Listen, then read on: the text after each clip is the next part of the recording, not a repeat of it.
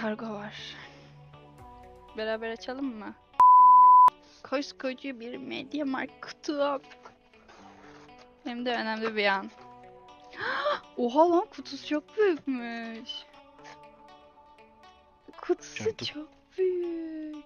Oo, benim kadar lan. Bütün paramı buna harcadım. Ay, mikrofon yok sandım. Çok büyük. Ben bu kadar büyük sanmıyordum bunu. Aa!